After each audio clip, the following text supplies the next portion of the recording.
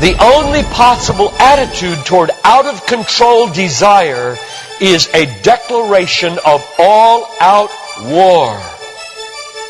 I hear so many Christians murmuring about their imperfections and their failures and their addictions and their shortcomings, and I see so little war. Murmur, murmur, murmur. Why am I this way? Make war! If you wonder how to make war, go to the manual.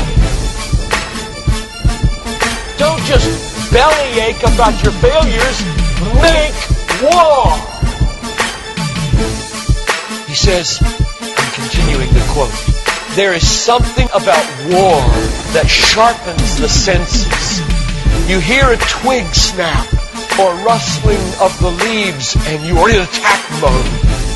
Someone coughs and you are ready to pull the trigger.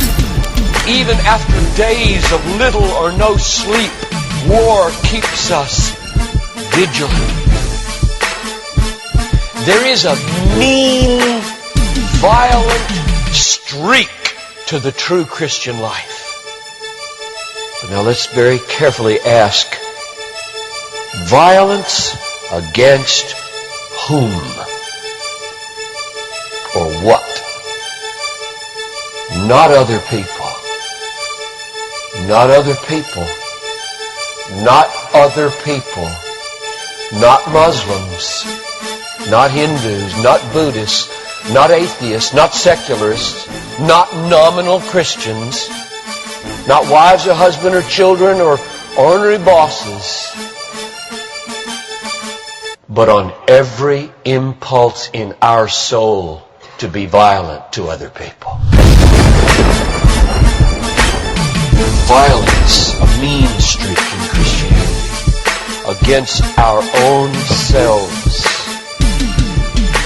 And all in us that would make peace with sin and a settling in peacetime mindset.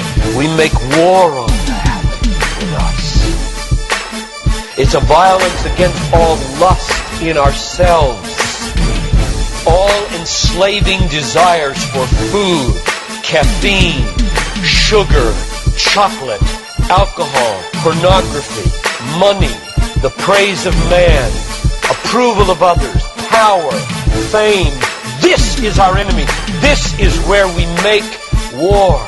It is a violence against all racism in our souls, all sluggish indifference to injustice in our souls, a violence against all indifference to poverty and indifference to abortion in our souls. Did you know that in the warfare of Romans, Satan doesn't show up until chapter 16. We tend to think of spiritual warfare as this little thing where you find some way to pray or some way to lay hands on or some way to do a Satan thing. Well, that's important. Believe me, that's important. We war not against flesh and blood, but against principalities and powers and world rulers of this present darkness and spiritual hosts of wickedness in the heavenly places. That's important. But you know what? It's not nearly as important as this.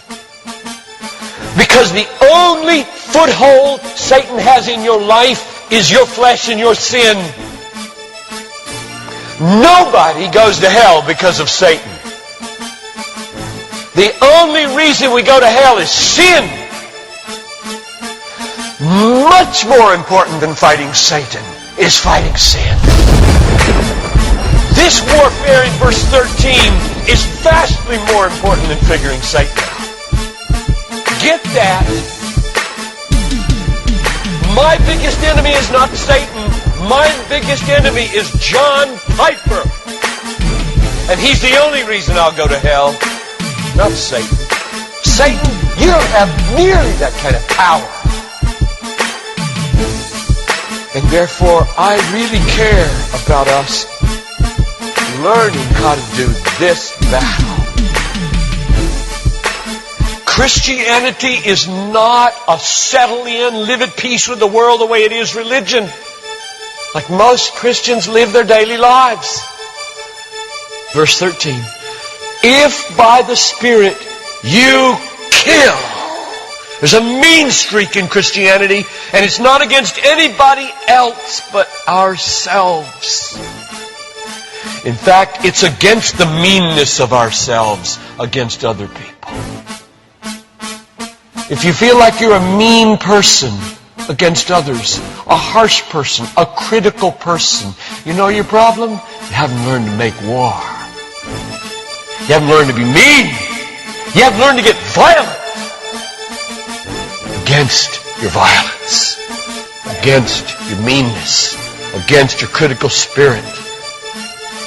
And you complain of it, talk about it, but have you made war 24/7 against it?